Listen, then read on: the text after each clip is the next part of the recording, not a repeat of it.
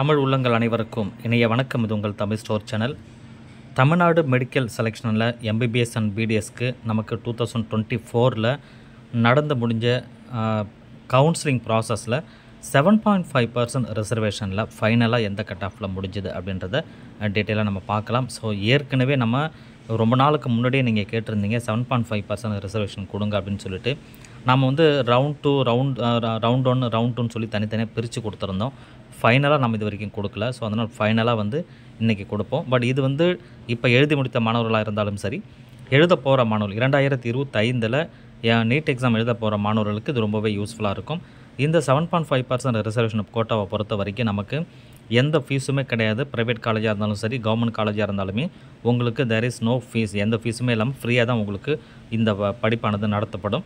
அதனால் இந்த ஒரு ஆப்பர்ச்சுனிட்டியை கவர்மெண்ட் ஸ்கூலில் படித்த மாணவர்கள் 6ஆவதுலேருந்து +2 வரைக்கும் கவர்மெண்ட் ஸ்கூலில் படித்த மாணவர்கள் இங்கிலீஷ் மீடியம், தமிழ் மீடியம் எது வேணால் இருக்கலாம். ஸோ கவர்மெண்ட் ஸ்கூலில் படிச்சிருக்கணும். இது வந்து பார்த்திங்கன்னா மீடியம் வந்து கணக்கு கிடையாது. ஆனால் முக்கியமாக வந்து இத்தனை வருஷம் 6ஆவதுலேருந்து +2 வரைக்குமே கவர்மெண்ட் ஸ்கூலில் படித்த மாணவர்கள் மட்டும்தான் இது பொருந்துன்றது முக்கியம். இதில் போன வருஷம் வந்து, அதாவது போன வருஷம் கிடையாது, 2024 இப்போ நடந்து முடிஞ்ச கட் ஆஃப் எக்ஸாமில் எந்த கட் ஆஃபில் வந்து முடிஞ்சுது அப்படின்றத இப்போ நம்ம பார்க்கலாம். ஸோ இப்போ நம்ம இங்கே பார்க்குறது வந்து பார்த்திங்கன்னா 7.5% reservation quota private medical college. இந்த ப்ரைவேட் மெடிக்கல் காலேஜை பொறுத்த வரைக்கும் வந்து பிசி கேட்டகரிக்கு 482 முடிஞ்சிருக்கு. ரேங்க் 548 க்ளோஸ் ஆகிருக்கு. பிசிஎம் பொறுத்த வரைக்கும் 470 க்ளோஸ் ஆகிருக்கு.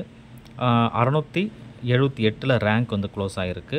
எம்பிசி பொறுத்த வரைக்கும் MBC DNC 502 mark, 373 rank. SC category 450 mark, அதே போல் 876 ரேங்க்கில் வந்து க்ளோஸ் ஆகிருக்கு.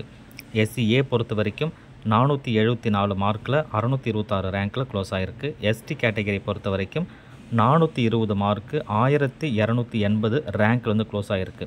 So private medical college 21 private medical colleges இருக்குது. ஸோ அதற்கு உண்டான கட் ஆஃப் தான் இது. சரிங்களா? அப்போது 2025 படிக்க மாணவர்கள் வந்து இதை விட நீங்கள் ப்ளஸில் இருக்கிற மாதிரி பார்த்துங்க. 5 மதிப்பெண், ஒரு 10 மதிப்பெண்குள்ளே நீங்கள் அதிகமாக இருந்தீங்கன்னா உங்களுக்கு 7.5% கிடைக்கும். ஏன்னா இப்போ அவேர்னஸ் வந்து ரொம்ப அதிகமாகிடுச்சு.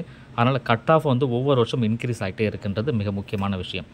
ஸோ அடுத்தது நம்ம பார்க்க போகிறது கவர்மெண்ட் கோட்டா. ஸோ கவர்மெண்ட் கோட்டாவில் வந்து இப்போ நம்ம பார்க்கலாம். ஸோ ஒரே நிமிஷம்.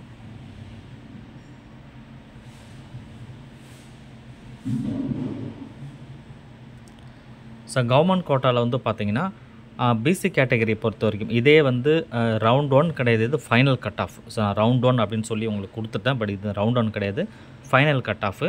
எல்லா ரவுண்டும் முடிஞ்சதுக்கப்புறம் கடைசி இருக்கிறது. ஏன்னா பெரும்பாலும் இதில் வந்து எந்த சேஞ்சஸுமே இல்லாமல் இருக்குது. ரவுண்ட் 2லையும் சரி, ரவுண்ட் 3லையும், ரவுண்ட் 4 எதுலேயுமே சேஞ்சஸ்லாம் கிடையாதுன்றதுனால ரவுண்ட் 1 தான் ஃபைனல் கட் ஆஃபே இருக்கும்.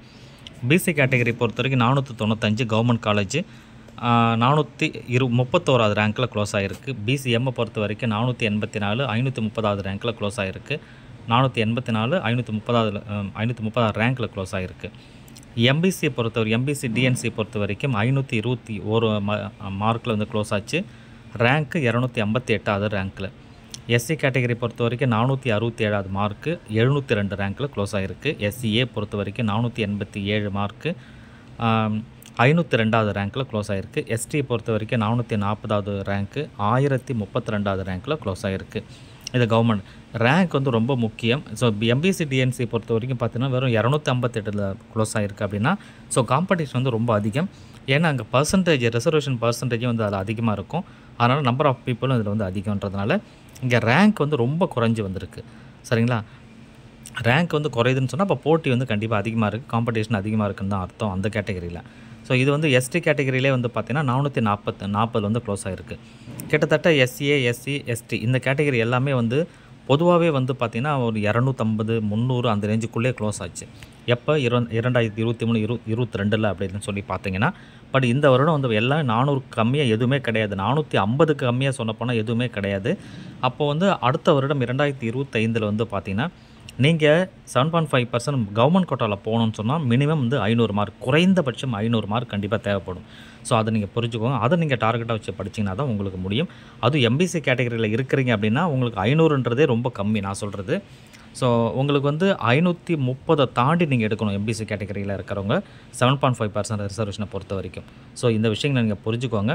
பிசிஎம் அதே போல் தான் 500+ நீங்கள் எடுத்திங்கன்னா தான் உங்களுக்கு வந்து சான்சஸ் இருக்குது. அதாவது பிசி, பிசிஎம், எம்பிசி இந்த 3 கேட்டகரியிலுமே 500+ கண்டிப்பாக நீங்கள் மார்க் எடுக்கணும்.